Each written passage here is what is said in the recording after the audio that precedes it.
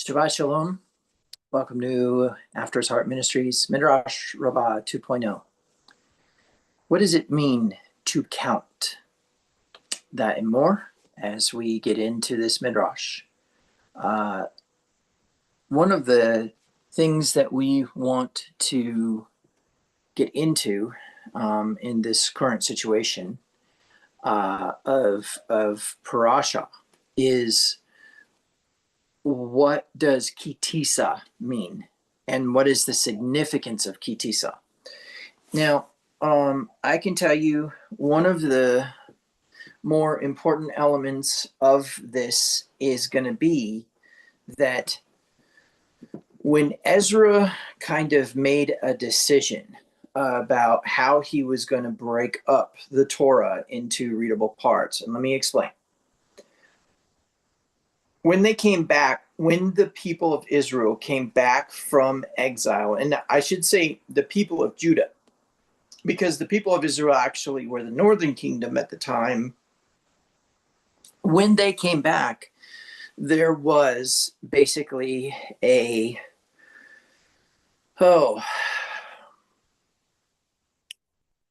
was a lack of understanding of true right living contained within the people's actions. They had basically lived according to what was right in their own eyes, and Ezra knew that he needed to restore order to the people. It began with a reading of the Torah during the feast of Yom Teruah, and the people began to mourn. And the reason they began to mourn is because of how much they had deviated from Torah as a result of doing what was right in their own eyes. Now, I think it's extremely important as we go through this parasha that we have a foundational understanding of that fact. But what Ezra did is he broke the Torah up into portions that are weekly readings that start on the first day of the week and go to the sixth day of the week. And then on that sixth day, there is a pause from the reading. And on the seventh day, there is not a reading, but instead a gathering of the people, or what's called a mikra, or what your verses in your Bible would say is a holy convocation. Now, there are a number of important elements that we need to get into when it comes to the concept of those readings versus those gatherings. But I want you to understand that what is important is that each one of those sections was named by basically where the first verb was contained. Now, sometimes it was a noun, sometimes it was a verb, but mainly it was verbs. And the name of the parashas the name of the sections of Torah, or the books of Torah, were actually also named according to nouns or verbs. And so we have Breshit, which is, of course, perceived to be a noun, but it has a verb contained within its contents. Shemot, Vayikra, Bamidbar, Devarim. Genesis, Exodus, Leviticus, Numbers, and Deuteronomy. Now, there are a couple things that are important for you to know, and that is that each parasha has its own spirit of existence. Each parasha contains a level of wisdom within itself, but also each parasha contains the context, or I should say maybe the power of information in such a way that there's an energy attached to it. Now, let me explain. The Torah could have been broken up in any number of ways. And it is really, really important that we don't get distracted into thinking that Ezra had some sort of special power and assigned that special power to each individual parasha, but instead that the way the Torah was broke up and the way it was named, those elements have power. Okay? So when we are working with the parasha, we're working with an energy. When we're working with a parasha, we're working with a section, or what we call a season of Torah. When we're working with the parasha, we are working with very important information for that time period. Now, this is not where you go and you open the Bible and you take your finger and close your eyes and touch a verse, and that verse is the verse that's the horoscope for your life at that moment. Okay? That's not what this is. It is a very regimented, scheduled cycle, and this parasha particularly comes around once a year at this time every year, which means this season is appointed. And if we accept from the cycles teaching that Sabbath was made for man, cycles were made for man, then cycles have some sort of benefit and light for your life. So it is true also of a parasha, and we don't enter a season before it's time. And when it is done and over with, we will visit it again next year, but we allow it to continue to flow through.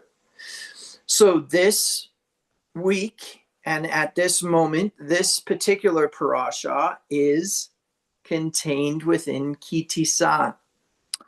So the first thing that we need to do, well, first of all, let me ask a very important question, and that is, does anybody have any questions about what I just said? Because this is a Midrash, this is not a teaching.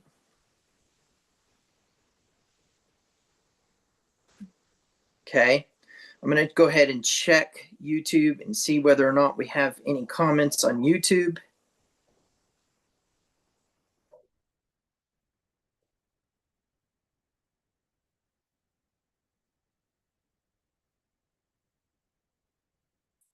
And I apologize, it is really, really hot already here. And so we are working with a having to have a window open, and so that we've got the background noise, which may or may not be being picked up. So I'm just letting you know early.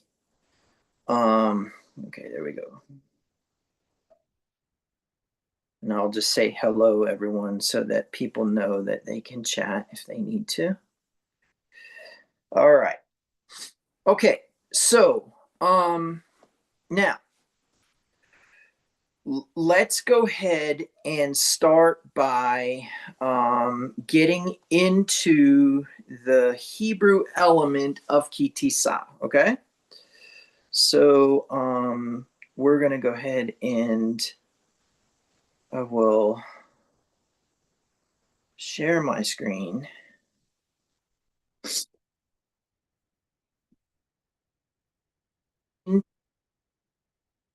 Okay. And that is going to be here. Okay, there we go. All right, so you see now we are in Exodus chapter 30, verse 11. I'm going to go ahead and move this over to the NLT for a little bit. And I'm just going to read a number of verses and we'll go from there. So then Yahweh said to Moshe, whenever you take a census of the people of Israel, each man who is counted must pay a ransom for himself to Yahweh. Then no plague will strike the people as you count them. Each person who is counted must give a small piece of silver as a sacred offering to Yahweh.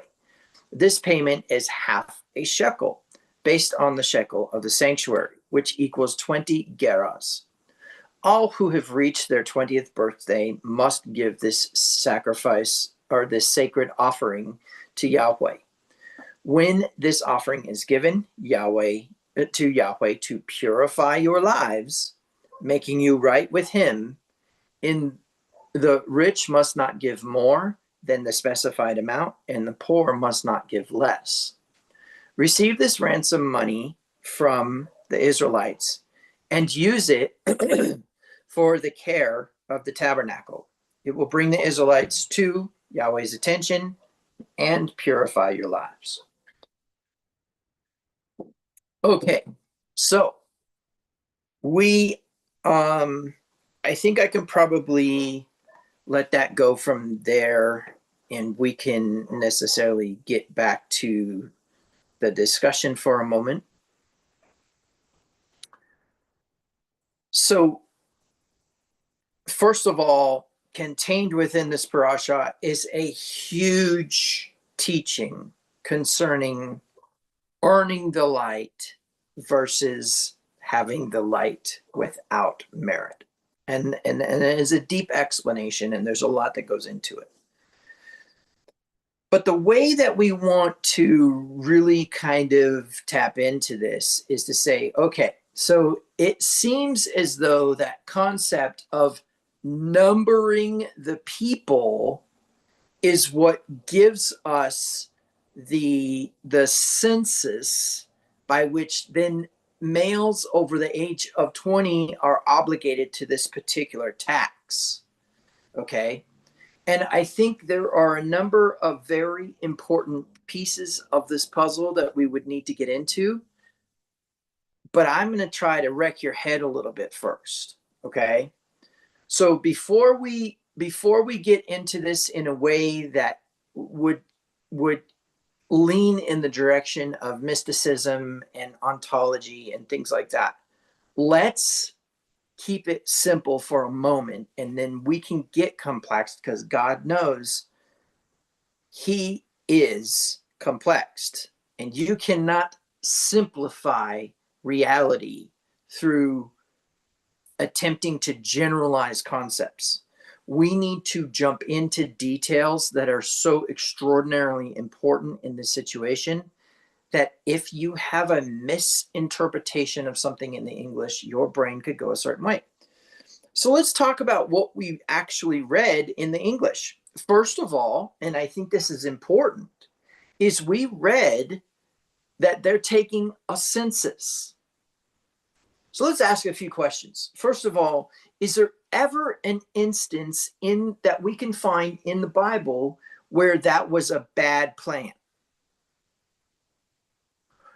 Does anybody remember, and you can unmute or you can put it in the comments at YouTube, does anybody remember a time when taking a census was not a good idea?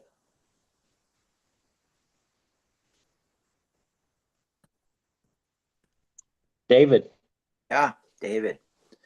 So there's a point in time where David numbers the people, and it says that Satan entered his heart. And what's interesting is it furthermore, well, it says that Satan, I think in one version it says that Satan provoked him to number the people, right? And yet here it seems as though Torah is telling us that the people need to be numbered in order for us to take this census. Okay. All right. So now what we need to do is we need to see what we don't see, right? Because what we don't know can hurt us. All right. So the first thing we need to do is start to kind of investigate the Hebrew here, right? Here we go. So we're going to start by looking at this concept in verse 11. In verse 12. And notice, here's something interesting I want you to notice, is that when Ezra named this parasha, he did not call it, "Then the Lord spoke to Moses," not "Then the Lord spoke." But there are actually parashas that are named that in some sense. So what's interesting is in this particular parasha, it jumps to this word census. All right, so let's go to this word census in the interlinear. Now, in the interlinear, the Strong's Concordance is concorded to the King James Version of the Bible. However, in this case, we are using the NLT. Now, having said that, the table itself is contained in the NASB. So what we need to do is we need to kind of come down here to the word census. It is Strong's H7218. And it is the word, hold on a second. I'm sorry, Tisa is the word that we're looking at here. When you take, that's the word we're looking for, not Krosh. Okay, so I want you to see this, okay? Tisa, and actually what I should do is probably break down the grammar a little bit for you really quick. Tisa is the verbal conjugation of the word nasa, which we'll get to in a minute. But Tisa is actually imperfect. I'll explain that in a minute. And it is in the yik-tol form, which we can get into, the second person masculine, which is you all. So I need to make that very clear, that this is not talking about Moses doing the act. And furthermore, because it is in the grammatical structure that it is actually saying that each one individually as a group or whole or a synergistic element. Okay? So I'm going to, just for a moment, I'm going to get into this. Let's go ahead and let's pull the wisdom out of this really quick that we need. Okay?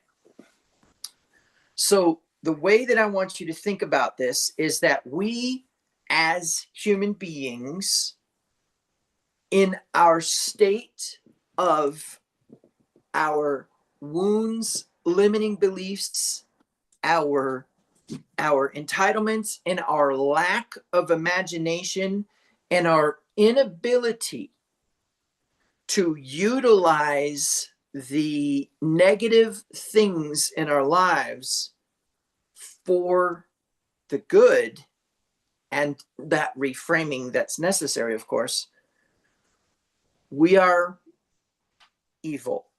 And what I mean by that is that your head is twisted. Your identity is false. Your boundaries are inappropriate. And when I say your boundaries are inappropriate is when we set a false Torah, Satan has permission to interfere with that false Torah. He can't interfere with you keeping the true Torah of Yahweh. But he can interfere with your false Torahs. He can interfere with your traditions. He can interfere with all of those other things that you think are right in your own eyes and get mad when somebody plays with your sacred cow. Or better yet, makes it into hamburger and has a barbecue. So in principle, the way that I want you to think about this is that the moment that you set a false boundary in behalf of a false identity, the resultant is that you will have anxiety. What does Torah say about anxiety? It says that that's a result of a misbehavior, of an inappropriate response to an instruction from the true Torah of Yahweh. Deuteronomy 28 says that you would tremble, at the sky, you would tremble at the weather, you would tremble at all the things. And so it is very important to understand that as we have that anxiety, we begin to try to control our environment and set more inappropriate variables and set more inappropriate constraints right? And that creates yet another mask that we now have to stand behind, which might even be pride. So we move from that, which we would call dependence, where basically we have an external locus of control. We are not actualized, which means we need external validation. And it means that we don't believe that we are a part of a whole, but instead are a single individual. And we have to control that. Okay. So before I jump into this next element from dependence to independence, does anybody have any questions or comments about that? Does anybody want to make a statement about what I just said? And again, I will check the YouTube to make sure there's no comments there. Okay. And so in that light, we will continue to the next element. The next element is when we begin to awaken from that death, right? When we begin to move away from deterministic, uh, uh, a deterministic mark or a finite mark on an infinite universe and an infinite number of possibilities. Short version is that your limitations are actually the result of your beliefs, and your limitations are the result of your entitlements, your wounds, your lack of imagination, and your inability to reframe adversity into something else. And as we get back into the Renewing Your Mind series and actually start to function within that series again, you're going to find that these things are really, really important to being transformed by the renewing of your mind. That's what Paul commanded us to do, which consequently meant Paul knew something about all of these nuanced elements of the psyche. Okay? All right. So now moving into independence is where we begin to realize an identity. All of a sudden the masks start to come off, right? The masks come off.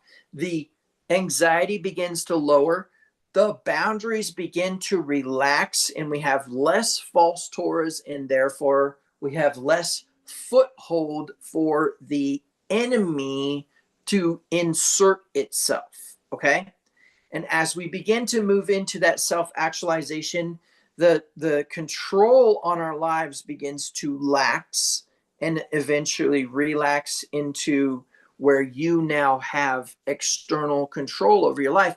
And that particular moment is a shift in paradigm and a shift in possibilities. Now, what's imperative about this is that as we move into that, all of the sudden, life will get more pleasant, will get easier, and it will seem as though there are less things actually constraining your life. That's called an internal locus of control. And the difference between the two is in the dependence state, life is happening to you. You are a victim of circumstance. And in an independent state, life is happening for you. But it gets even better. Now, what's intriguing as you move into this higher self, and all of a sudden, you are actually the you and not somebody. And what's interesting within that is that all of a sudden you're breathing your own oxygen, not someone else's. You're occupying a space, not someone else's, that is your space, right? Whereas when you are in a state of external locus of control, you are occupying someone else's property and trespassing. And I know that sounds a little bit off the wall, but it's true. Now, when life is happening for you, obviously adversity is reframed. All things work together for the good of those who are called, right? And who love God according to his purposes. And within that context, there's an understanding then that there's a plan and that we need to let those things be what they are. But another thing has happened. We no longer have those limiting beliefs. We now believe in something greater, which is a future facing participation. And furthermore, as we move into that, we also we no longer are operating within the wounds, which is that victimhood that I will remind you from the Renewing Your Mind series is about blaming life on the damage that has occurred in your life that's actually a lie and an illusion. Go watch my series Renewing Your Mind, which consequently is poor video quality and probably could appreciate some better editing. But if you can get past that, you will see that there is a lot to learn from that series. It's Renewing Your Mind. I believe it's actually a playlist within my channel.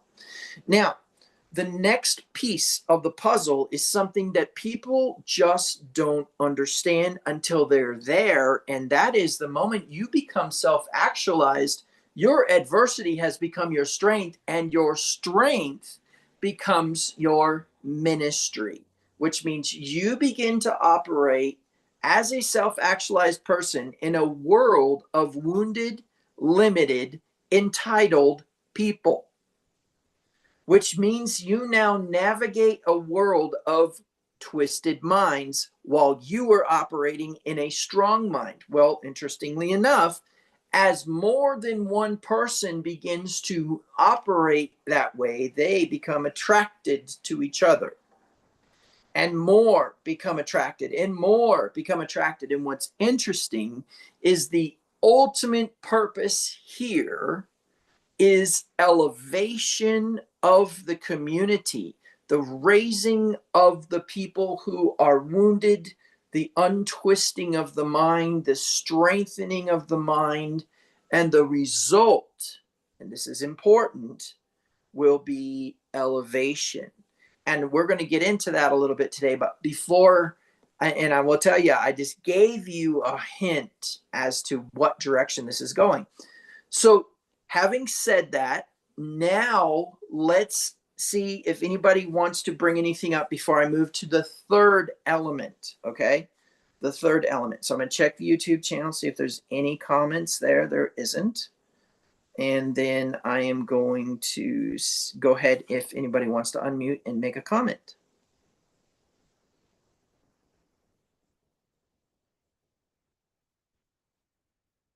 Okay, so this last element is called synergy. And the premise is that each individual part is more valuable than the whole as a group. In other words, what one brings to the table, another also needs to value. And that one who brought that thing to the table needs to value what the other brings in. Now, where this becomes important is when you realize that synergy is a mechanism of a corporate collective consciousness. We are not human beings having a spiritual experience. Sorry, that's not how it works. We are actually the intensification of all power in the universe experiencing itself. We are spiritual beings having a human experience, which is a unique experience of an eternal universal being. Okay? Now, I know that that's probably some really hard information to navigate. I'm going to say something that's going to sound harsh. I don't care. You either get that into your head and make the adjustment, or you stop playing like you are actually spiritual. Okay? Because if you think for a moment that it's actually you experiencing something and not the something experiencing you, you will miss the point here. Now, what's really important is that then becomes spiritual. So synergy is actually a corporate collective consciousness of spiritual beings connected by a thread from head to head, which we'll get into in a minute, from head to head, and that particular head, as it were, becomes one, which is a corporate collective consciousness. Now, that corporate collective consciousness is the intensification of all power in the universe, experiencing itself uniquely. Now, where this becomes really important is, like, for example, when we're working with teamwork. Let's say we have a business team. Understanding that each individual brings something special to the table is an understanding that God's gift to humanity is unique through each individual and is made unique through each individual's experience and their responses, not their reactions to it. Before I go on from there, does anybody have any questions or comments or thoughts that they would like to share concerning what I just said?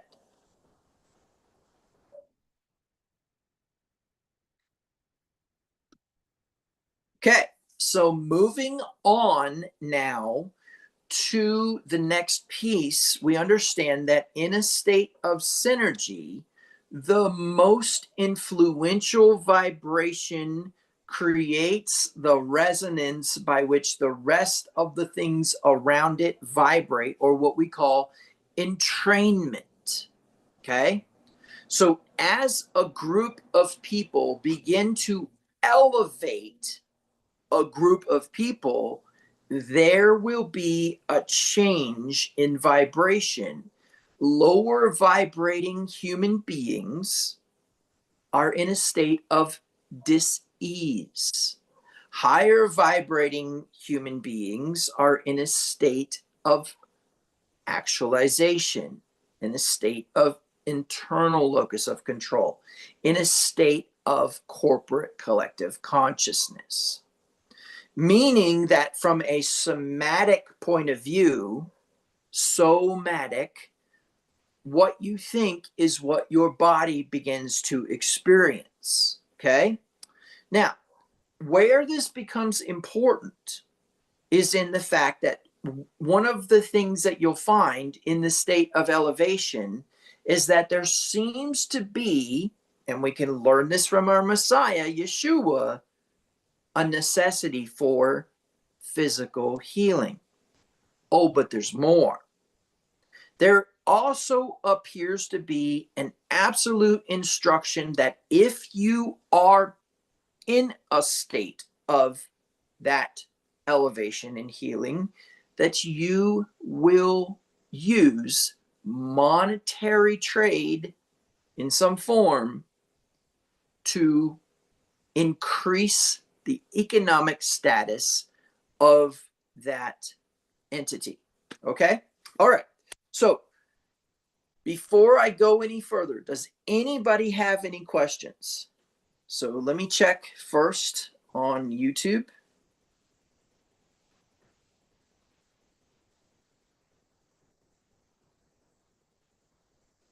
Okay. And then let me check on Zoom, see if anybody has unmuted. And nobody has. So, all right. Now we can get back into the parasha and actually see the things that I have been saying, because we're not going to just go ahead and go, oh, yeah, okay, that's what it says in the English, and we're going to move to the next thing. Because if we were to do that, we wouldn't understand what the next thing in the parasha is actually doing, what mechanism is in operation. So let's go ahead and jump back into our chapter and verse. Okay.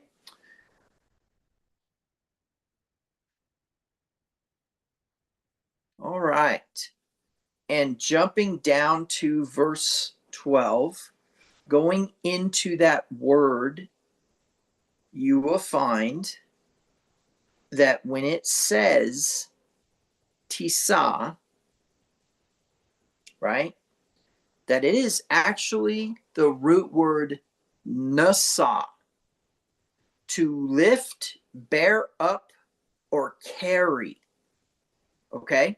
Now, when we go into this, you'll find that in every instance of this, it seems to be bear, lift up, take, carry, take away, borne, as in to bear upon the shoulders, armor bearer, interesting word for give, right? Accept, exalt, regard, obtain, respect, and then some miscellaneous ones. But in this case, unfortunately, generally speaking, it seems to be saying that it is actually about census in the English.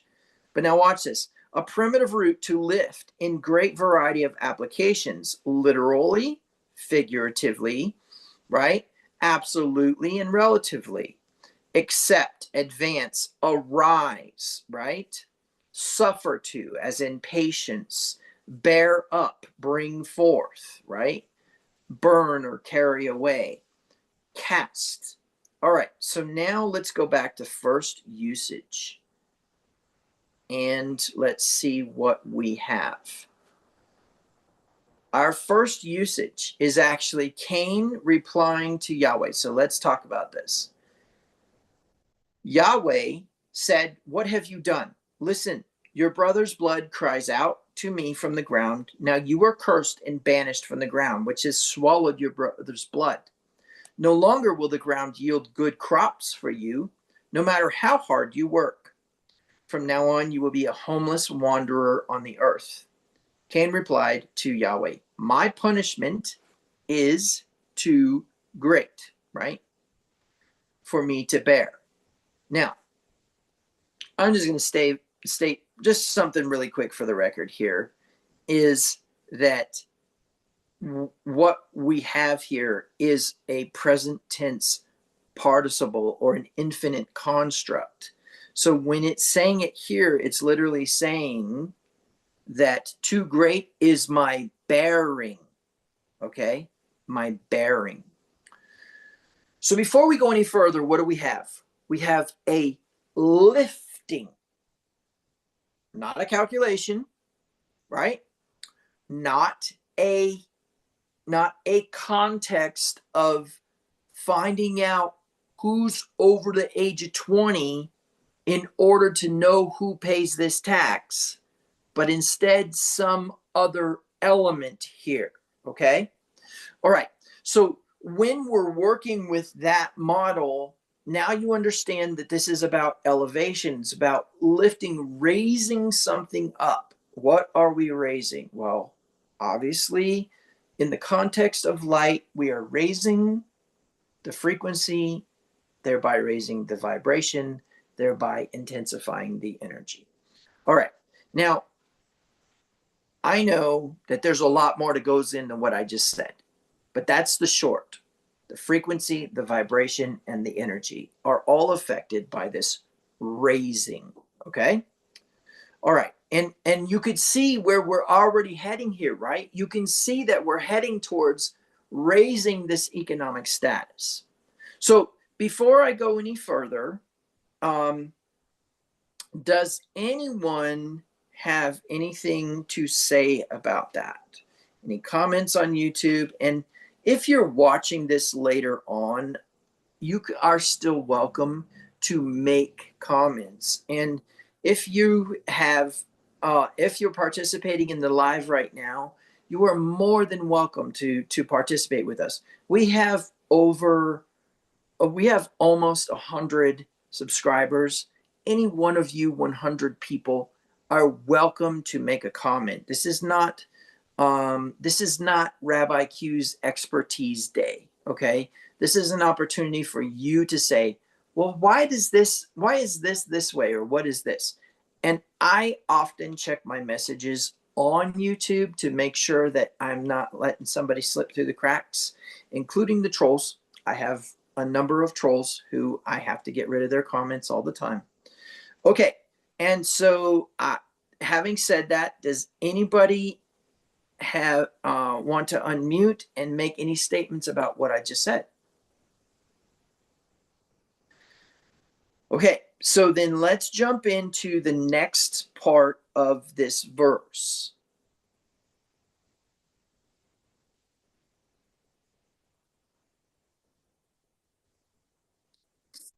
Okay, so going back to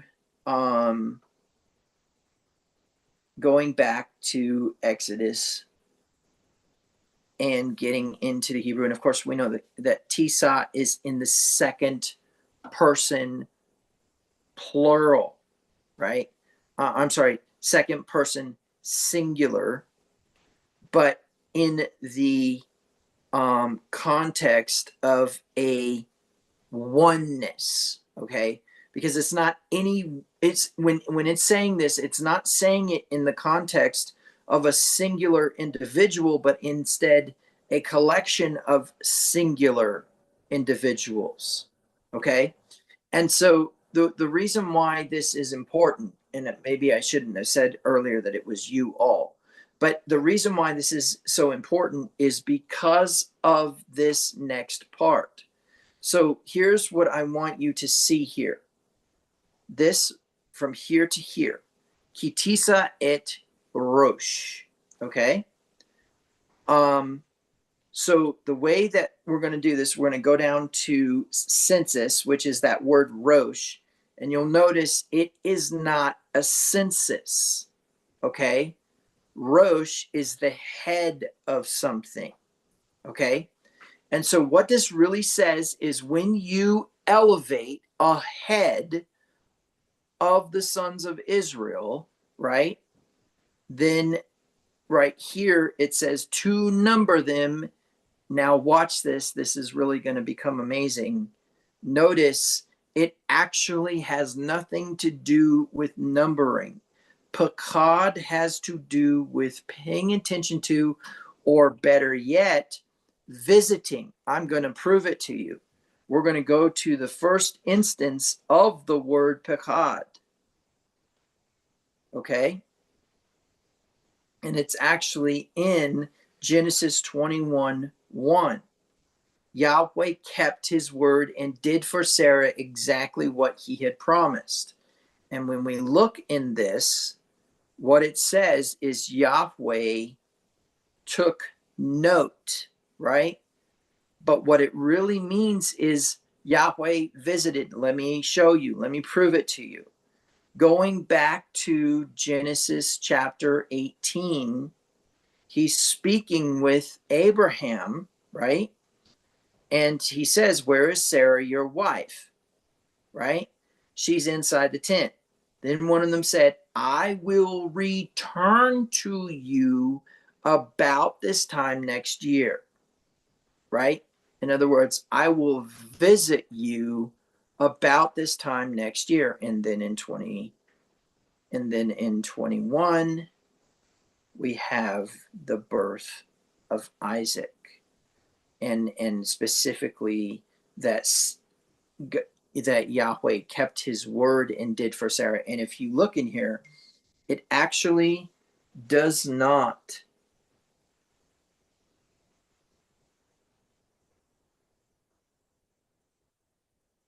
Whoa. Okay. So it actually does not. It doesn't have the concept of taking note. Okay. And the reason why this is so important is because it doesn't actually say he kept his word. Okay. So here we go.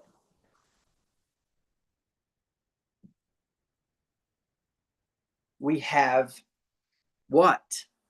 We have elevation of a head of a son of Israel through a visitation or a paying attention to. How does energy move? Energy moves through empathy alone. If a person does not have compassion upon, this is important, if a person does not have compassion upon another to move them in the direction of elevation by changing their economic status. Listen, let's say that you have a person who is got a twisted mind and they are in a state of evil, right? And you then turn in that process to a context. And this is an important context. You turn into that process with a context or a concept of them needing something from you, a kind word, a certain energy to elevate them out of that mental difficulty. It's the result of compassion. You know, the word for compassion is an intriguing word, and we should go ahead and take a look at it really quick. Because the word for compassion is rachum in the Hebrew. And as you guys know, when I take upon myself my pseudo Hebrew name in terms of wanting to be known as something, but also wanting to remember in my heart and mind the core of my existence and purpose, it is Rabbi Kinatavnu ben Rahum. Kinatavnu, son of compassion. Because I believe it is at the core of all things that exists, being able to see through all of the noise to the signal and seeing that that signal actually needs a movement of energy through compassion, empathy, right? Okay, so what do we have here? We have when you elevate a head, when you lift up a head of a son of Israel to visit them, right? That's what it says. And what's interesting is that has nothing to do with a census. Okay?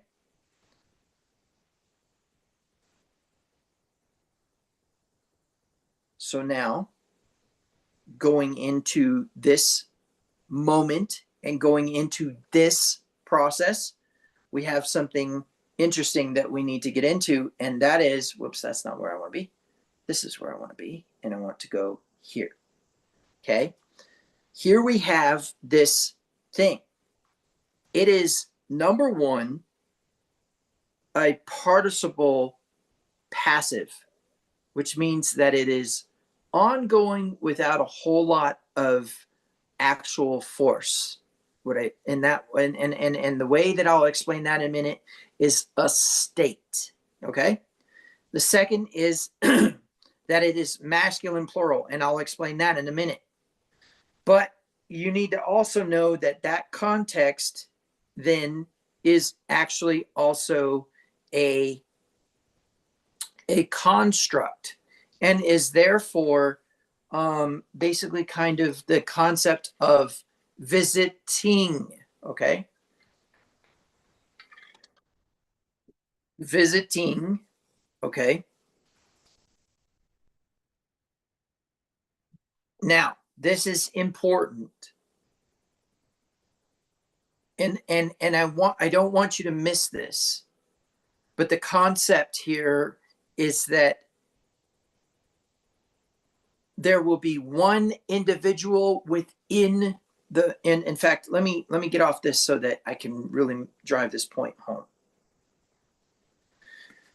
There will be one individual within the whole who elevates ahead, right, through a visitation, which is an act of compassion or paying attention to the twisted mind, to the wound, etc., and then moves in that compassion towards something else. And what I mean by that is we're moving towards a corporate collective equality. But make no mistake, it doesn't stay there, because each individual who lifts ahead will be, their head will be lifted. Each individual who moves to change the economic status of another will have their economic status changed. That is the law of reciprocation. So before I go any further, does anybody have anything that they want to share about that or ask about that?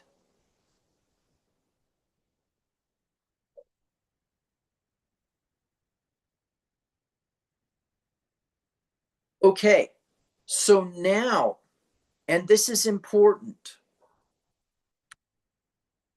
the movement from dependence to interdependence is a movement from somebody lifting you to you becoming a lifter.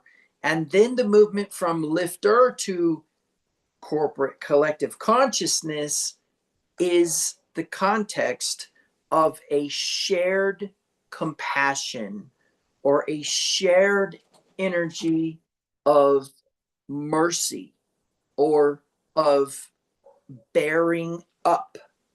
Now, it is important for you to know that in the context of movement, we go as slow as the slowest person.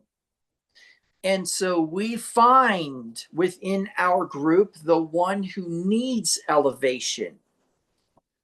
Now, it is also very important for you to know that within that whole context of that group is something very relevant. And that is not everyone is at the economic status to be elevating someone in that group.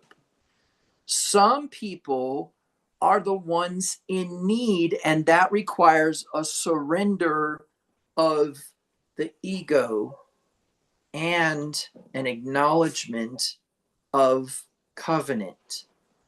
Let me explain. Covenanted people have provision, protection, and instruction as a result of accepting and activating a promise. Remember, Hebrew as a language and a culture operates within the context of a completed action versus an incompleted action. And that particular grammar means that there are promises and there are fulfillments of promises. It also is a way of giving a command to an individual regardless of their authoritative state. In other words, in Hebrew, you are allowed to tell a superior what to do as long as you use the honorific. The honorific itself has built into it a simple statement of, I acknowledge your authority. May your authority continue, but do this now. And there are reasons for that, because within the confines, and this is specifically definitely within the confines of rabbinical Judaism, but also within the confines of Hebrew messianic individuals, there's a belief that there are 70 facets of interpretation of Torah, 32 paths of wisdom to one of those facets. In other words, there's 32 different paths to one specific interpretation. And there's 70 possible interpretations. And there are 22 generational elements. In other words, there's 22 foundational truths within each interpretation. I'm not going to tell you the math there, but you start to multiply those by each other, and we have a plethora of interpretations of Torah. So contextually, then, we understand that some single individual, however much they may be in a state of authority, if they don't listen to the people, it is possible that they will make an error that will not only jeopardize the people, but will jeopardize the purpose and the mechanism by which they operate. But then there's another process here, and that is that there is a context of truth present in those who are not at the same economic status as you. That's the beauty of the Hebrew language and culture, that you could say, yep, that may be a general, but general, I just want you to know, I don't think this is a good idea. Let me explain why. The general has the authority and the power to override. However, when somebody uses that honorific na, they are activating a loophole in the culture, which says even the lowest of us could have great wisdom, right? Even the minutest of us, even the simplest of us could have the secret to unlocking the next level of the wisdom of Torah. So you understand now that in Hebrew grammar, we have a completed action, which is a promise fulfilled. We have a incomplete action, which is a promise made. We have a command, which is an instruction to carry out something. And we have a command to a superior, which is an instruction to carry out something, even though the authority is given. Okay? Then we have a participle. And in Hebrew, the participle is not related to a singular event, but instead the original promise. In other words, the very act of doing a Hebrew verb is the fulfillment of a promise in some form. A covenanted people receive provision, protection, and instruction. Instruction can come from a subordinate or a superior. And here's the intrigue. An action that actually is carried out ongoing is that transition from promise to completed promise. And so when we're working with this language, you need to understand it is not like English. When we say, I'm going to go for a run, that's an infinitive. It's a verbal noun, right? If I say, I am running, that's usually a context of active participle, active ing, right? But in the Hebrew, that action is the result of a promise to begin with. Now, a superior can give you an instruction to do something, but when that is not completed, if you don't acknowledge that and don't carry that out, then you have not accepted the responsibility of the promise. But the moment that you begin to carry out that instruction, you now are in a state of promise contract with that superior. So if Yahweh gives you an instruction to say, do something or not do something, and you do the opposite, then you are in a state of separation from that subordination and therefore in a state of separation from that protection. But if you carry it out, you have actually accepted the contract and made a promise to carry that out. And you're in a state of carrying it out. So the imperfect becomes the perfect through the participle. So when we see that word visitation in a state of ongoing, we find something interesting. We find that we are actually fulfilling a promise to visit, right? Or to pay attention to, which means we are moving energy through compassion, which means it needs to be an ongoing state. Don't be afraid that your energy is going to be drained, because it is renewed through a system beyond your understanding. What you are actually doing is moving energy that's not yours to begin with, but instead was loaned to you to give to the one who's receiving it.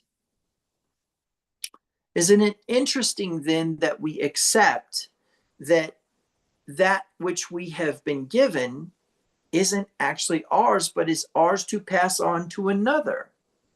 So now all of a sudden your circumstances, your failings, your mistakes, your life adversities are actually something you're supposed to give to another. You say, Rabbi Q, why would you give an adversity to another? I wouldn't, but I would give my learnings of that adversity to another, right? And so now all of a sudden you're not going through it for your sake. You're going through it for the person you're going to help later on. Because your adversity becomes your strength becomes your ministry, and your ministry was your purpose before you were ever born. And so that is the beauty of the authentic self who is self-actualized, who is independent, and then realizes there's an interdependence, that you become the strength of someone else's weakness. And that's the beauty of the corporate collective consciousness. And that's the beauty of the synergy. But within that is something very important. Now that you see that there's an action to be carried out, there's an ownership of that action taken and a superior to assign it. A decision authority assigns a subordinate an action with a measurable outcome, in the sense of Yahweh giving you instruction to give to the poor receive from you, you get elevated. Wow. Isn't that amazing? And so in that context, then what we need to do is start to move in the direction of that synergy.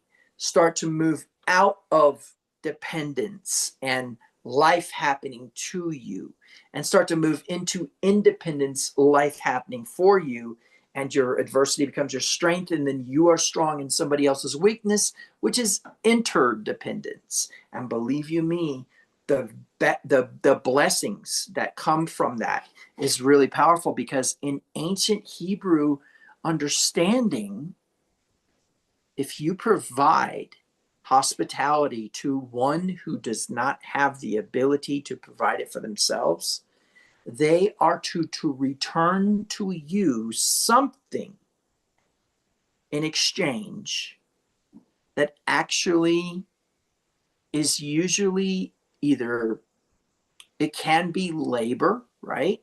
Oh, let me help you cook. Oh, let me help you hunt. Let me help you do this. Let me help you do that. But can also come in the form of blessing, which is what we see in Vayera, which we just read when we were talking about Sarah. Now, where this becomes important is now you understand that when you take upon yourself an acceptance of instruction to elevate another, you are actually taking upon yourself a contractual promise to complete it. And furthermore, the instruction to take care of that other will be, interestingly enough, a recognition of that adversity, which I'll explain in a minute. Now, let's talk about why this would be important in the context of our parasha. Well, number one, you could see that the entire parasha and the energy of it is actually elevation. Why would that be important? You'll see in a minute.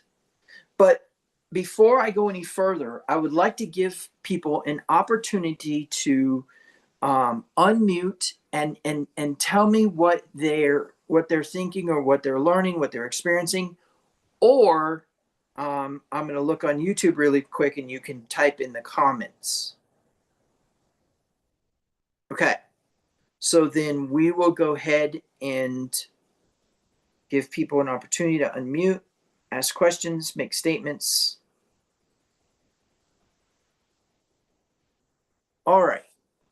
So let's move to the next thing because again, we are now in this context, definitely starting to get into some higher level stuff, aren't we?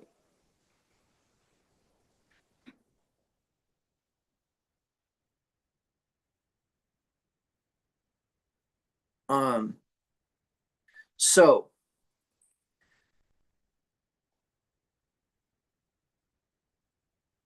all right, now we're going to get into some more stuff here. All right, so the next thing we need to see is this uh, not new, okay? And not new is in the sequential perfect third person common plural. Now, what does that mean? That means they, right? Third person common would be they. And it is a sequential perfect, okay? So let's take a look at that real quick. A sequential perfect verb often expresses the same kinds of actions as the imperfect conjugation, but it also connects to an earlier verb to form either a sequence of time or a sequence of thought. So what do we know? This is Strong's H3588. Key. Accidentally hit the wrong button there. Okay, so what we really need to kind of get our minds wrapped around is this concept that this particular thing is connected to the verb before it, which was to visit. So it is basically in the plural construct. So it is like you all, right? And I want you to notice that it is a participle. Now, what's interesting about a participle is it doesn't say who it is. It doesn't say that it is, it doesn't say that it is, it doesn't say that it is a particular individual, but that it is everybody because it's plural. Now, connecting that in with this individuality or the singularness of the second person, we understand that it's each individual doing it as a whole. Okay. Now, where this becomes important is the next word, ish, singular, absolute, a man. It's not in a construct state. It's not a man of something. It's just a man. What is this word natan?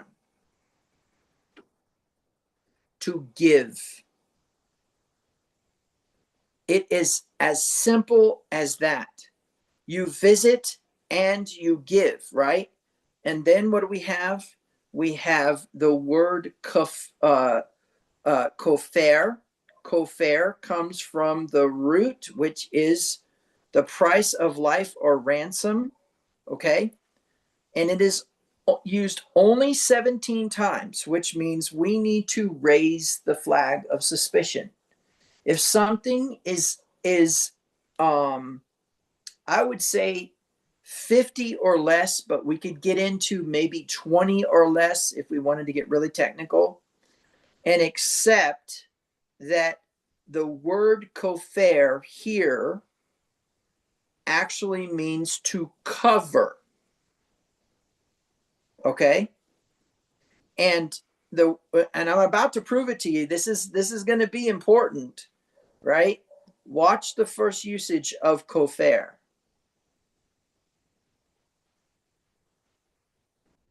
Build a large boat from cypress wood and waterproof it with tar inside and out. Then construct decks and stalls throughout its interior. What are we talking about? We're talking about Noah's Ark, but watch this. In the Hebrew, it is the word bechofer. Okay? So where do we see that? The word pitch or tar. Notice it jumped straight to price of life, ransom, or bribe. So what do we have? We have a problem. However, it's a simple solution. Bink, to cover. Okay? Now, where this becomes important is like, for example, when we're working with Yom Kippur, right? Yom Kippur is a covering. David said, blessed is the man whose sins are covered, right?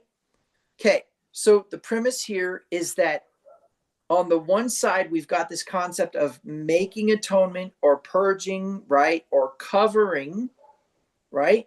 But then we have it in what is going to be the present tense participle. So this is covering. All right. So stop thinking that it's the word ransom. Okay. So each man's covering. All right. Now, the next thing then is otah, which is what? Otah is actually a direct object marker, okay, to let us know that it is actually the happenings of the verb itself. And in context, when it says this, it says, "You shall cover what? The room or the house." And then, of course, chutz, which means to be outside, and then in covering. All right. So basically, this is the instructions for the ark in the sense of a waterproofing, as it were, but the premise is that it is covering the inside and the out. We're not going to go too deep into that, but I know that you can take that to a very esoteric level. Now let's get back to our verse. The next word, what is it? It's not himself. It's soul. His soul. Okay? His soul to Yahweh. And then beef code, remember, that is not numbering. That is visiting. There's our word pachad, to attend to, right? To visit, to look after. Ignore the mustering, ignore the census. That is not what's important here. Then it says, not Yahweh in him. I'm sorry, it might be in them. Let's look here. Yeah, in them, not Yahweh. Remember, this is low, not Yahweh in them, negaf. There's an important word. Blow or striking or plague, right, will visit them. So this word, pekad, is used once, twice, 3 times. Okay? And it is all about visiting. But let's look at this word nagaf real quick and take a look at its root. To strike or smite. Meaning what? There will not be a visiting of smiting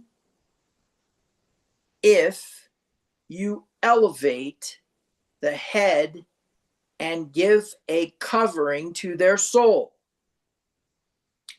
All right. Now we get into some fun stuff.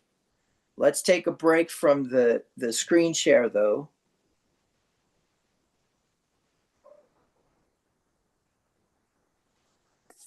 We have some really, really, really interesting and intriguing information starting to come in here, right? So on the one side, we've got the elevation. Through what? A willingness to be compassionate in a corporate collective. An individual elevates ahead of the sons of Israel. Now, the sons of Israel part is a son of promise. According to Romans chapter 9, a son of Israel is not a bloodline, but instead someone who has activated covenant. Who was the first to ever activate covenant? That is a very important question because we can learn from him. Abraham, I'll give you a son. I'll give you all this land. Abraham's response. The only person who actually could inherit all of this is my servant Eliezer, right? And then what? As if that was something, Isaac does the same thing. He refuses to actually lock in the covenant. But Jacob then becomes a covenant activator. He says, yes, not only will you do these things, but if you do, I will do these. In other words, yes, let's make a covenant. Let's agree. Let's accept the promises and stand upon them. And here's what I will do in return. It may have been accounted to Abraham as righteousness that he believed God, but he never actually activated covenant. Those who actually begin to move in the direction of the promise are activating the covenant. So, who moved in the direction of activating the covenant when it comes to the sons of Israel? Those who went into the promised land, not those who refused, but those who went into the promised land and took it. Okay, now where this becomes important then is to understand that this particular set of instructions is for the sons of Israel. Now, before we get into, oh, but wait a minute, how do we know that somebody's a son of Israel? Well, if you ask Christianity, they say that there has to be creed and confession. There has to be a belief and a statement of that belief and acceptance. But truth be told is that when Yeshua went into the cities to heal the people, he was not working with people who believed in Yeshua HaMashiach. They didn't believe in Jesus Christ. So healing is not exclusive to a creed and a confession, but instead an understanding of covenant. Now, what's the intrigue here? Does that mean that we try to decide who is in covenant with Yahweh and who is not before we will offer those? Or is the message sent to us and the instruction to do the thing based upon a mechanism and a process of that reality? And here's how we will look at it. In its simplicity, and this is important, and I don't know how to best explain this, except that you got to understand the moment you see the need is the moment that the vessel has made itself known. And the moment the vessel has made itself known, it is Yahweh's instruction for you to elevate it. Now, there are some exceptions, and I will explain those. Because I can tell you there's a difference between perceiving that there's a need and knowing that there's a need. We could drive down the road in the city of Grand Junction and find upon every major intersection a man with a sign. Has that man with that sign requesting help and seeking monetary gain a perceived or a known need? Has he crossed your path? Or are they in positioning themselves in a state in which to indicate that?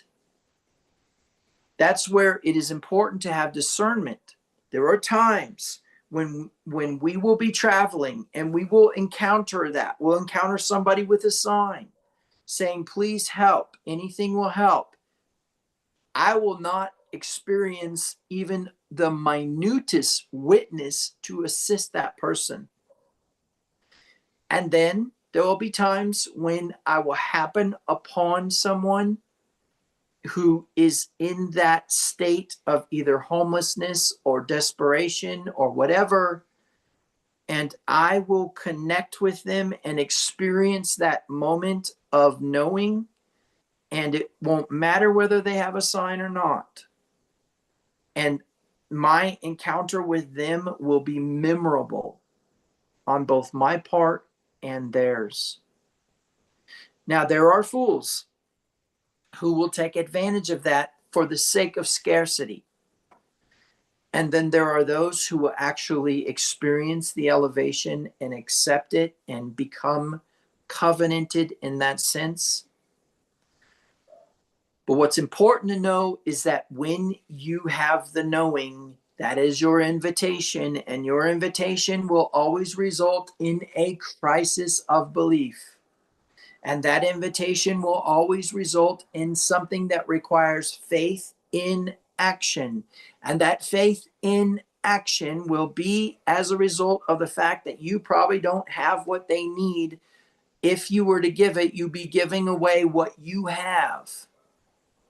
And furthermore, and this is important, is it will be large. It will be a God-sized task.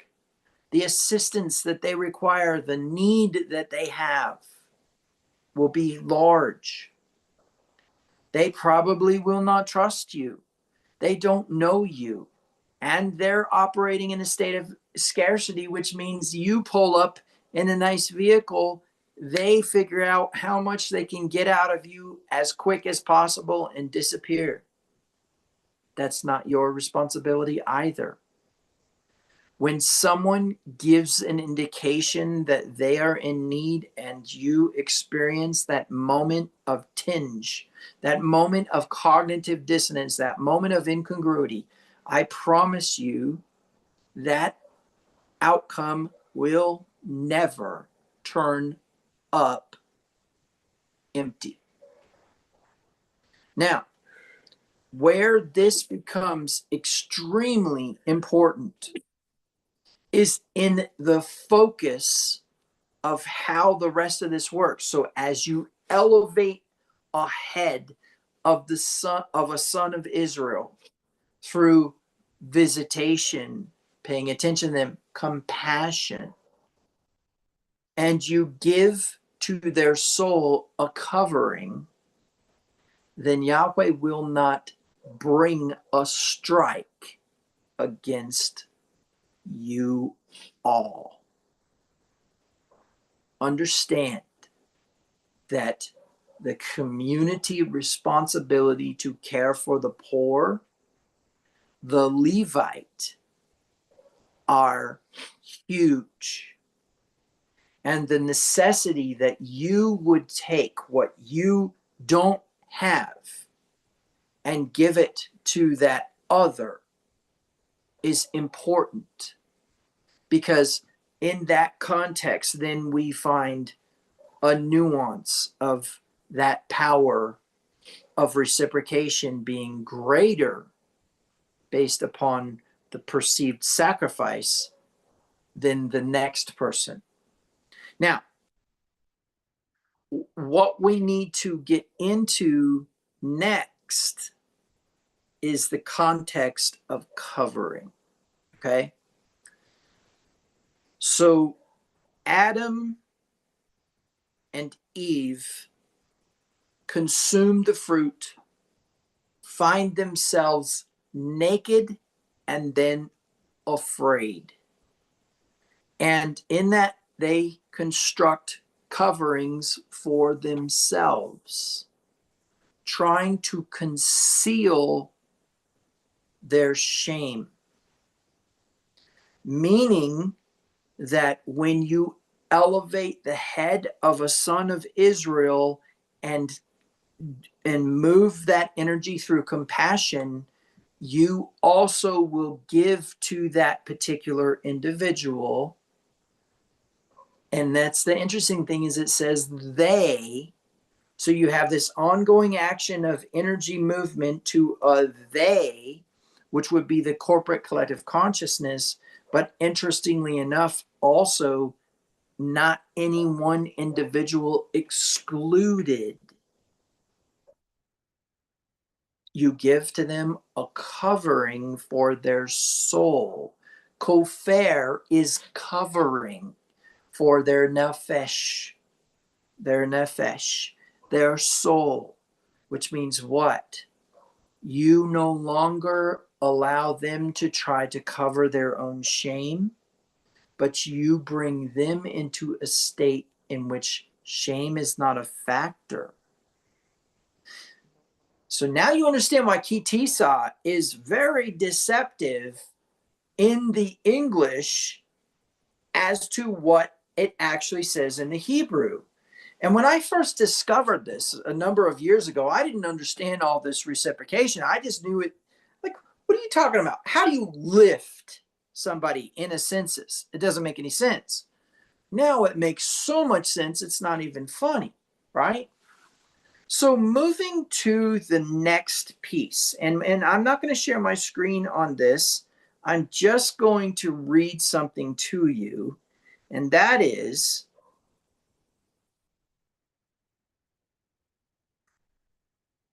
each person who is elevated must give a small piece of silver as a sacred offering to Yahweh. This payment is half a shekel based on the shekel of the sanctuary, which equals 20 gerahs. All who have reached their 20th birthday must give this sacred offering to Yahweh. When this offering is given to Yahweh to purify your lives, making you right with him, the rich must not give more than the specified amount, and the poor must not give less. Now, what's interesting about this is it seems as though the poor would be those who perceive that they are poor, and the rich would be those who perceive that they are rich, because the definition of rich and poor is a mechanism of man's mind, not the amount that's in his bank account, and definitely not an explanation of his assets.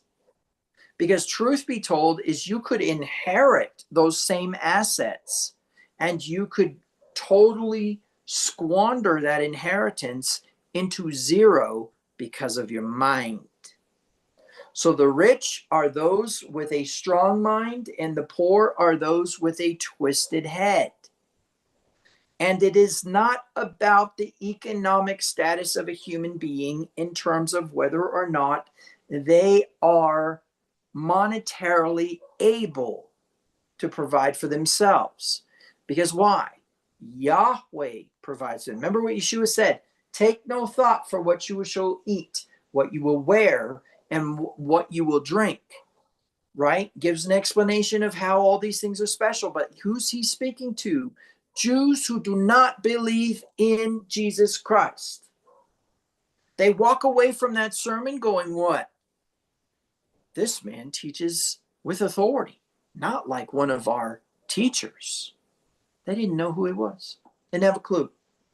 And there is so much in that sermon that people think has to do with being in the new covenant under the name Jesus Christ as a Christian, when they have no idea the fact that he told that to a people who did not know he was the Messiah. Now, when we look at this, there's another element. 16, receive this ransom money from the Israelites and use it for the care of the tabernacle. It will bring the Israelites to Yahweh's attention and it will purify your lives. Okay, so before we go any further, let's talk a minute about this thing. It says each person who is counted must give a small piece of silver. Let's see what it actually says in the Hebrew. Let's go ahead and explore it.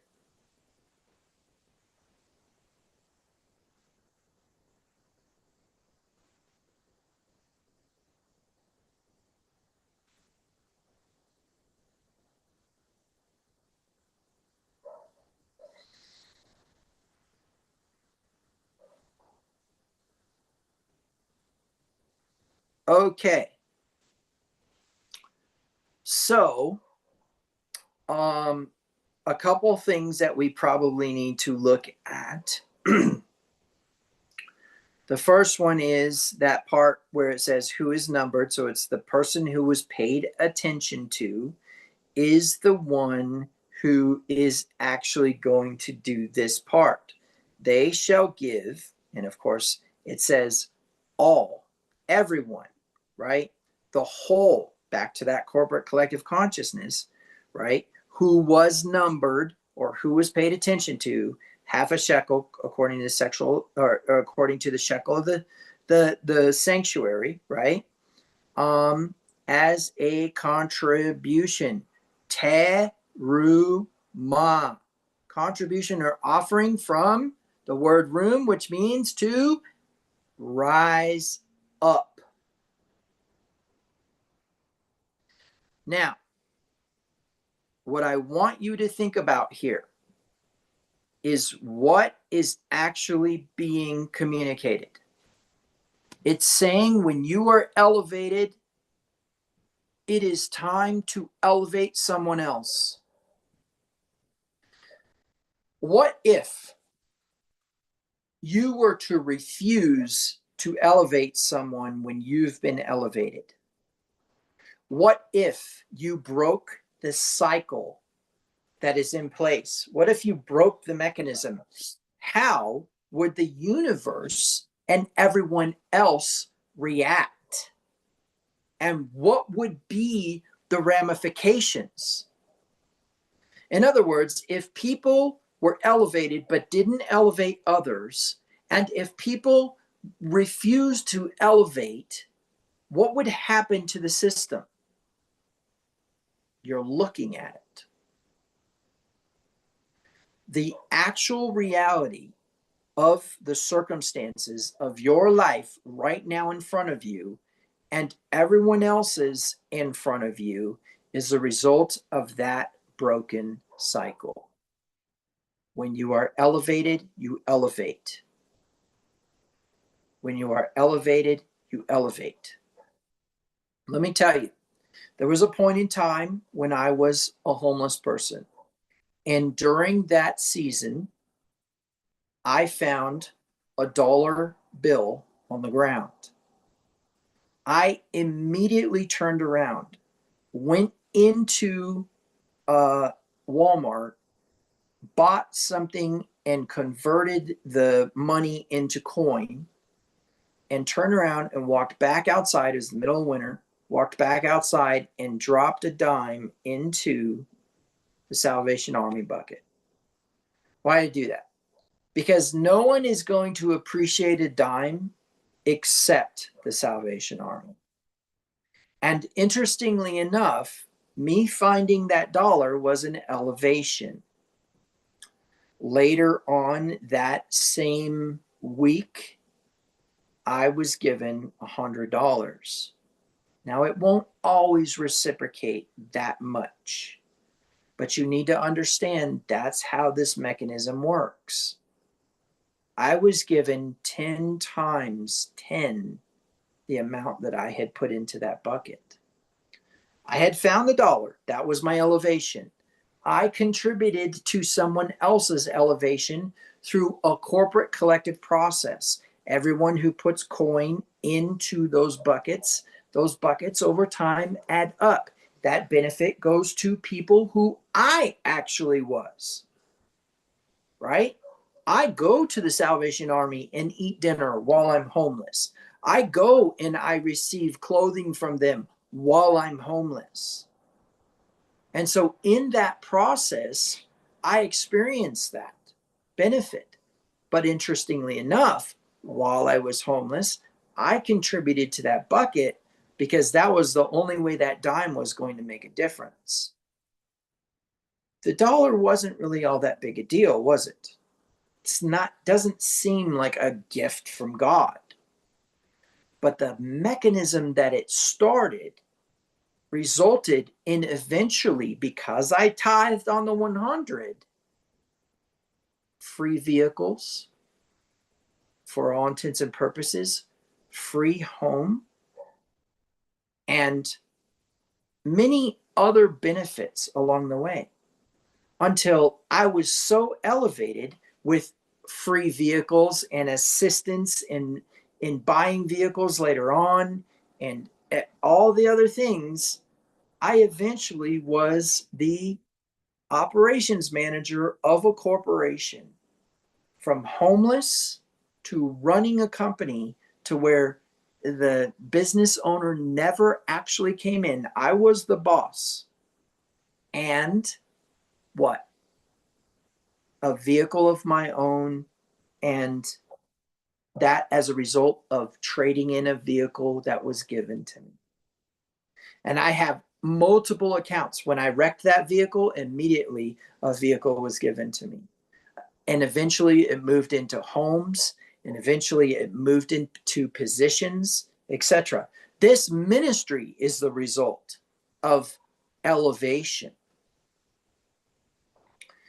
And I continue to operate within that process because it literally says, when you are elevated as a result of visitation, you shall give not more than the rich and not less than the poor.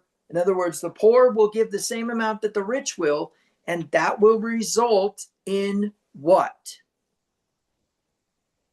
A ransom, right? Which we'll talk about in a minute.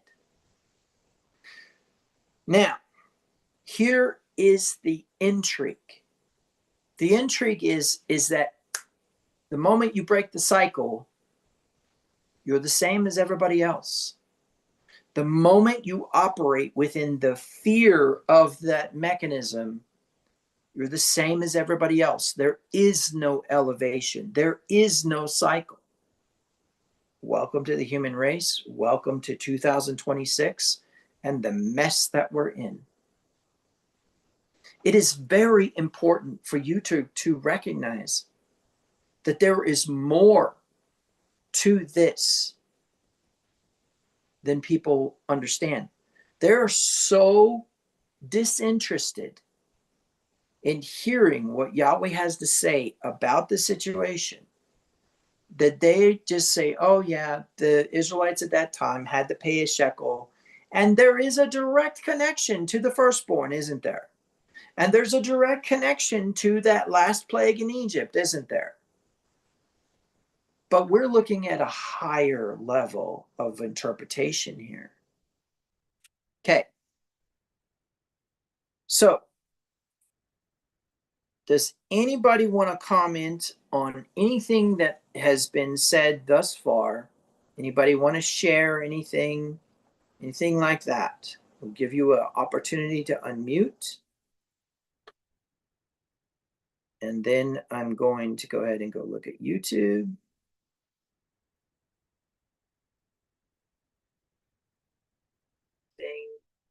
Thing like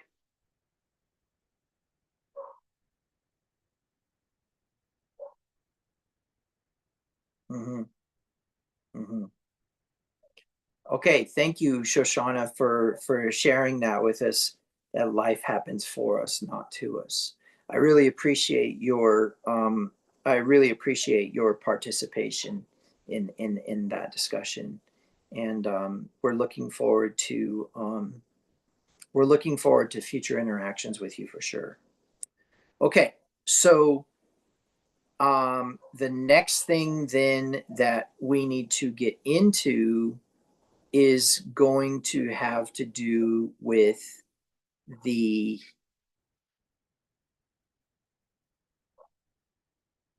information that comes in chapter 32.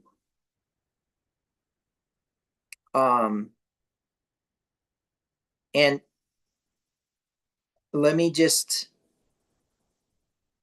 see how I want to do this.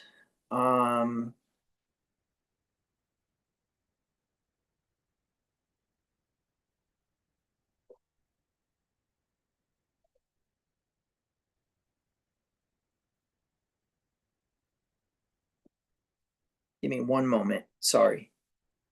Working with some equipment. Okay. So,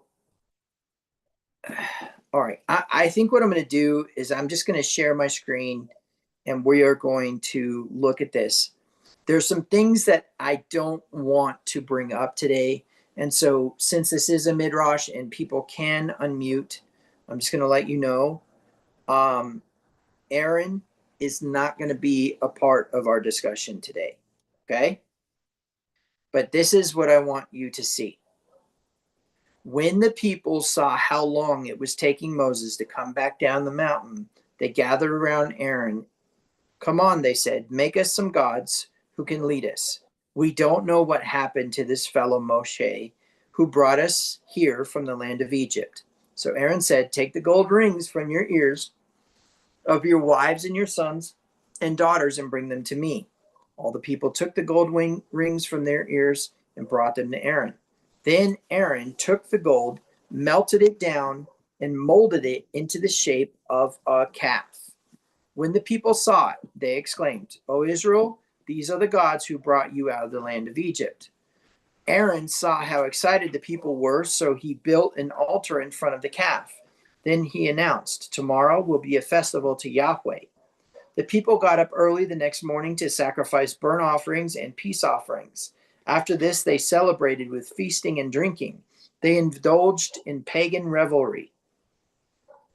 Yahweh told Moses, quick, go down the mountain. Your people whom you brought from the land of Egypt have corrupted themselves.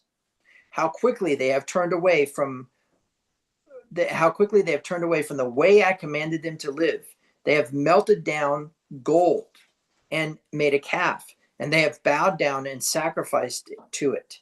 They are saying, these are gods, O Israel, who brought you out of the land of Egypt. Then Yahweh said, I have seen how stubborn and rebellious these people are. Now leave me alone so my fierce anger can blaze against them, and I will destroy them, and then I will make you, Moses, a great nation. But Moses tried to pacify Yahweh, his Elohim, his God. O Yahweh, he said, why are you so angry with your own people whom you brought out of the land of Egypt with such great power and with such a strong hand? Why let the Egyptians say their God rescued them with the evil intention of slaughtering them in the mountains and wiping them from the face of the earth? Turn away from your fierce anger. Change your mind about this terrible disaster you have threatened against your people.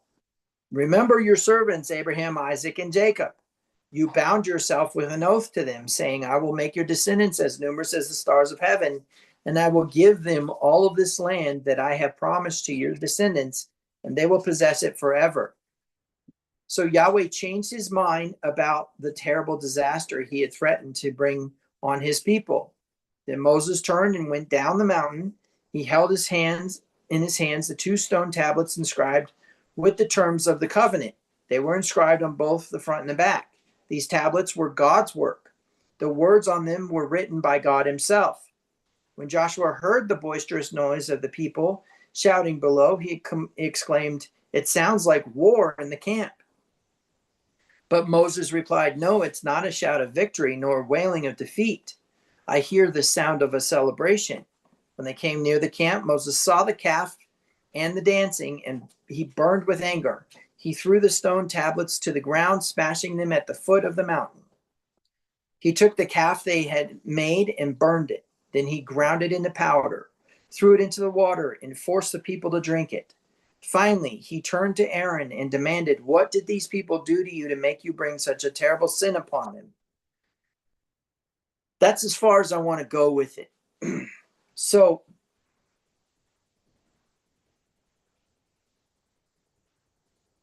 first of all, and this is important,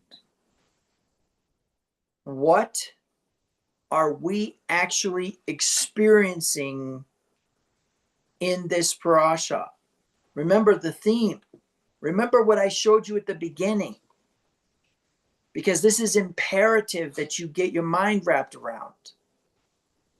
The golden calf is within this parasha. What is the theme? What is the spirit? What is the energy of this parasha? Elevation. What is the vehicle or mechanism by which that elevation occurs? Compassion. And what does that compassion result in? An elevation of the movement of someone with a lesser economic status upward than you, right? And then it's reciprocated back upon you. What does the golden calf demonstrate? What are very important elements of it? Now, guys, I could do weeks of a series on the golden calf. And I could definitely tie it in as a season and as a cycle, which means there is a season of the golden calf. And furthermore, within that golden calf season, something happens to your soul. We could get into all that, but there's something else even more important and relevant, and that is this. The golden calf is a part of this parasha of elevation, which means that within it, the golden calf is either an antithesis of that energy or a synthesis of that energy. Meaning what? Meaning it's either working with that energy or it's working against that energy. Do we see corporate collective here? Yes. Do we see any type of taking care of your fellow man? Not really, but they're definitely treating each other with equality at the moment. In fact, unfortunately, seems as though they treated themselves with equality beyond the confines of Torah. What element is present? They give up their gold. What is so important about gold? Gold was heavy enough to match the weight of many commodities that were traded, right? So this is a monetary thing, just like the commandment about the shekel of the sanctuary, etc., etc. But they donate it to a collective process that was supposed to be donated to the collective process of the tabernacle. Meaning what? You can misuse your tools. Was there elevation that day? No, that was a scarcity mentality. What was it? Make us a God who can lead us, right? Because we don't know where Moses went. Make us a God to lead us. I want you to think about that a moment. Make us a God to lead us. That is a scarcity mentality. Let's go make sure that we guarantee that if God doesn't follow through, we've got it covered. Sounds like a lot of you who have scarcity mentality savings accounts. And I'm going to be harsh for just a moment and say scarcity mentality savings accounts while the ministry that you learn from is struggling. I would think very strongly about that. And then I'm going to even throw out there one extra piece of this, and that is that within the confines of that scarcity mentality, let us make a God for ourselves. Let's make a contingency, something we can fall back on in case God doesn't follow through. Who also did that? Babylon, with their waterproof snorkels sticking up to the sky so that if a flood came again, the most elite could climb that tower and avoid the flood, right? A waterproof city. Why would they make a waterproof city? Except that they would believe that it would be submerged. A contingency plan, a fallback. Well, if this relationship doesn't work out, I can always do this. If this business thing doesn't work out, I can always do this. What about where it just tells you to do the thing, to give the thing, to have compassion upon the thing? These are difficult words because we need to definitely take into consideration that what we have determined is an opponent or an enemy may be the thing. And furthermore, we need to accept that in the hindsight of Yeshua's information, that some of our sacrifice, some of what we give up in order to elevate others, we need to trust that it will be reciprocated.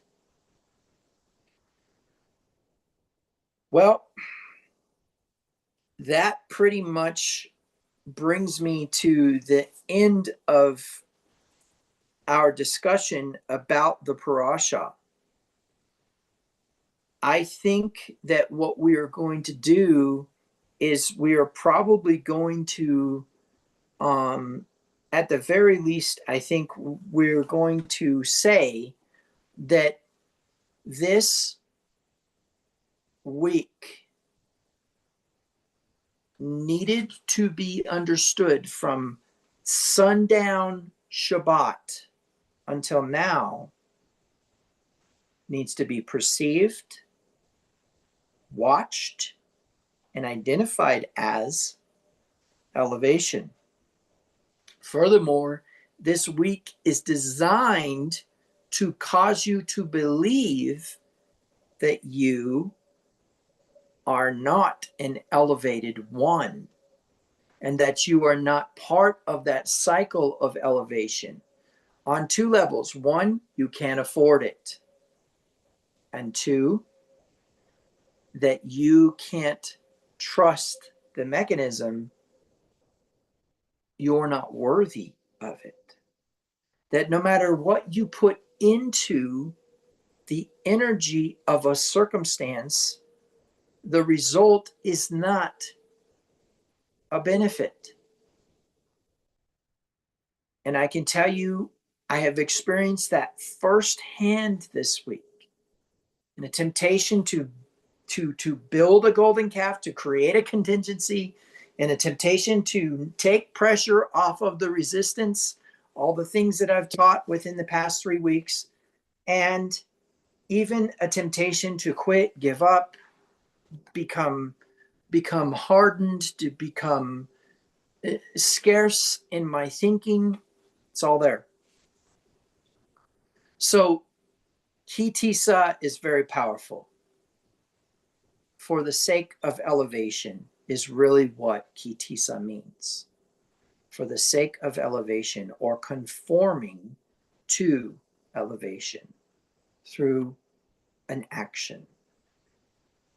So, in summary, number one is this season within this parasha has an energy, a spirit.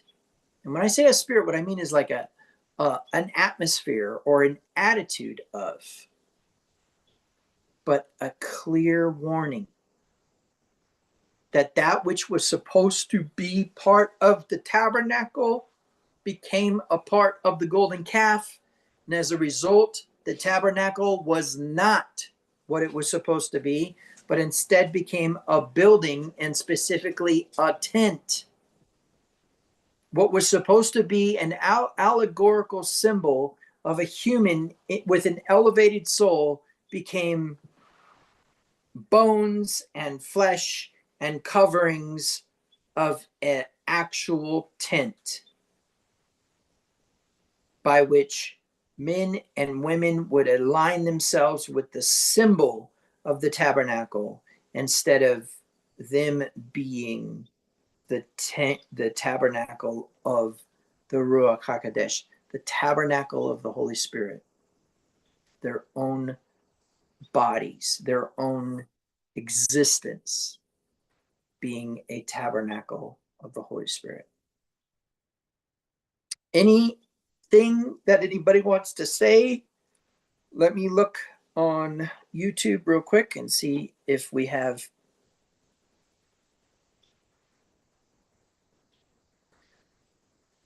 nothing new. Okay. And no one wants to unmute and say anything, has any questions, comments?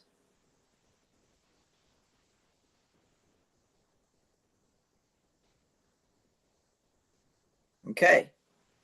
So we're going to end this session, and hopefully you got something out of everything that we discussed or learned today. And I will just say that I think you should really, really try to learn Hebrew and learn the ancient pictographic Hebrew to better understand what you're reading in the English. Shabbat Shalom.